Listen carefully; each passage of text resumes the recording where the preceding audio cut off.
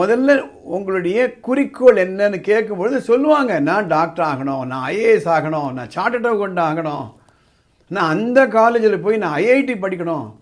சரிப்பா, அந்த காலேஜில் போய் ஐஐடி படிக்கணும், இல்லை இன்ஜினியரிங் படிக்கணும், அதோ நீட் எக்ஸாம் வந்துடுச்சு படிக்கணும் அப்படின்னா அங்கே எவ்வளோ மார்க் வாங்கணும் தெரியுமா? தெரியாது. அதுதான் பிரச்சனையே. உங்கள் வீட்டில் 6th 7th 8th இல்லை அதுக்கு மேல் வகுப்புகளில் படிக்கக்கூடிய ஸ்டூடெண்ட்ஸ் இருக்காங்களா? அவங்களுடைய மார்க்கு நீங்கள் எதிர்பார்த்த அளவுக்கு வரையா? என்ன சொன்னாலும் அந்த சீரியஸ்னஸ் இல்லாமல் இருக்காங்களா? அதனால் நீங்கள் ரொம்ப வருத்தமாக இருக்கீங்களா? அப்போனா இந்த பதிவை நீங்கள் கண்டிப்பாக பார்க்கணும். ஏனென்றால் என்னுடைய மென்டரிங் கவுன்சிலிங் வர உங்களுக்கு 10 பேரில் 8 பேருக்கு இதுதான் பிரச்சனையே. அவங்க என்ன சொல்கிறாங்க, சார் ரொம்ப நல்ல பையன் சார், நல்ல பொண்ணு சார், ரொம்ப நல்லா பேசுவாங்க, அவங்களுக்கு நல்ல ஹைலி இன்டெலிஜென்ட் சார், ஆனால் மார்க் மாற்றம் வாங்க மாட்டேன்றாங்க. எவ்வளவு தான் சொல்லி வாங்க. 10th ஸ்டாண்டர்டில் 500 மார்க்குக்கு 280 மார்க் வாங்கியிருக்கார் சார். என்ன சார் செய்கிறது இவங்களெல்லாம்? எப்போவுமே அந்த மொபைல் ஃபோனில் ஏதோ பண்ணிகிட்ருக்காங்க, ஃப்ரெண்ட்ஸ் அதிகமாக இருக்காங்க. என்ன சார் செய்கிறது? என்னால் முடிஞ்ச அளவு சொல்லி பார்த்துட்டேன் சார் அப்படின்றாங்க. அதற்காக போடக்கூடிய வீடியோ தான் இது. இந்த வீடியோ நீங்கள் மேலே தொடர்றதுக்கு முன்னாடி அந்த கமெண்ட் பாக்ஸில் போய் கமெண்ட் பண்ணுங்கள், இது போன்ற வீடியோ உங்களுக்கெல்லாம் வேணும்னுட்டு. அப்போ தான் இது பல பேர்களுக்கு போய் சேரும். ஏன்னா பல பேர்களுக்கு பிரச்சனை இது தான். இப்போ வீடியோக்குள்ளே போவோம்.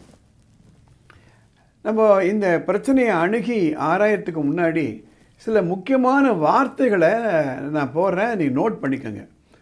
ஒன்று ஆக்ஷன் அல்லது பிஹேவியர்னு எழுதுங்க.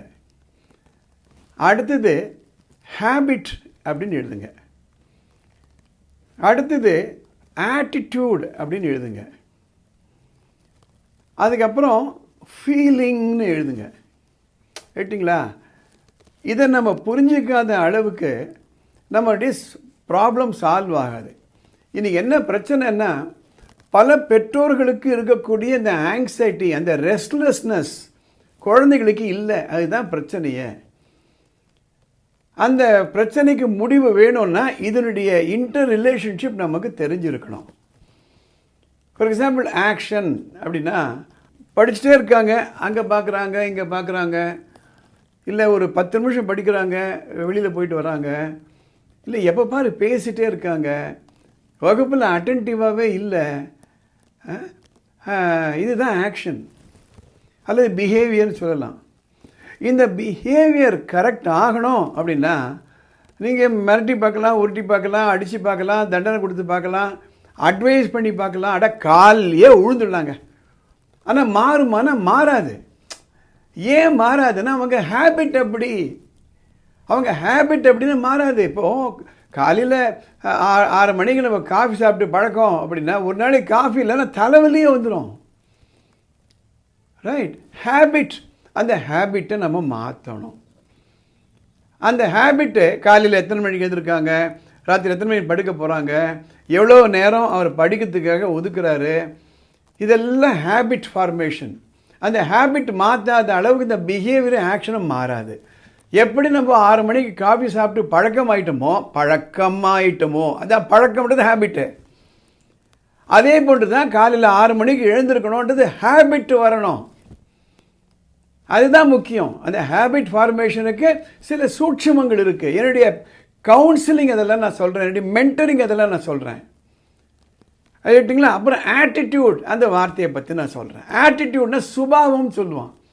சில பேர் by attitude they're very serious, சில பேர் by attitude they're very casual, சில students by attitude they're easy going. Right? சில பேர் பை ஆட்டிடியூட் சலேகா. ஆட்டிடியூடை மாற்றணும். அந்த ஆட்டிடியூடை மாற்றணும்னா அதுக்கு கண்ட்ரோல் சுவிட்ச் எங்கே இருக்குன்னா ஃபீலிங். அந்த ஃபீலிங்கில் போய் நம்ம மாற்றணும். உடம்புல பயம் இல்லை அப்படின்னா கண்டிப்பாக இது எதுவுமே மாறாது. அதனால தான் இந்த மென்டரிங் செஷனில் உட்கார வச்சு அவங்களோட முதல்ல உங்களுடைய குறிக்கோள் என்னன்னு கேட்கும்பொழுது சொல்லுவாங்க, நான் டாக்டர் ஆகணும், நான் ஐஏஎஸ் ஆகணும், நான் சார்ட்டர்ட் அக்கவுண்ட் ஆகணும், நான் அந்த காலேஜில் போய் நான் ஐஐடி படிக்கணும். சரிப்பா அந்த காலேஜில் போய் ஐஐடி படிக்கணும், இல்லை இன்ஜினியரிங் படிக்கணும், அதோ நீட் எக்ஸாம் வந்துடுச்சு படிக்கணும் அப்படின்னா அங்கே எவ்வளோ மார்க் வாங்கணும் தெரியுமா? தெரியாது. அதுதான் பிரச்சனையே. அப்போ அவங்கள உட்கார வச்சு இந்த உடம்பில் அந்த பயம் கூட ரொம்ப முக்கியங்க. பயம் or fear is a positive energy. இதை சொல்லாத அளவுக்கு நம்ம ரிக்வஸ்ட் பண்ணிட்டாலோ இல்லை வந்து கண்டிச்சாலோ நிரந்தரமான மாற்றம் வராது. அது மட்டுமல்ல, ரெப்பிட்டிஷன் இது மதர் ஆஃப் ஸ்கில்னு சொல்லுவாங்க. ஒரு கவுன்சிலிங் வராங்க, இல்லை ஃபோனில் நம்மளோட பேசுகிறாங்க, இல்லை ஸ்கூலில் எப்படி படிக்கணும்னு சொல்லிடுறாங்க, அதனாலே வந்துடுமா? 2 விதமான மசில்ஸ் இருக்குங்க.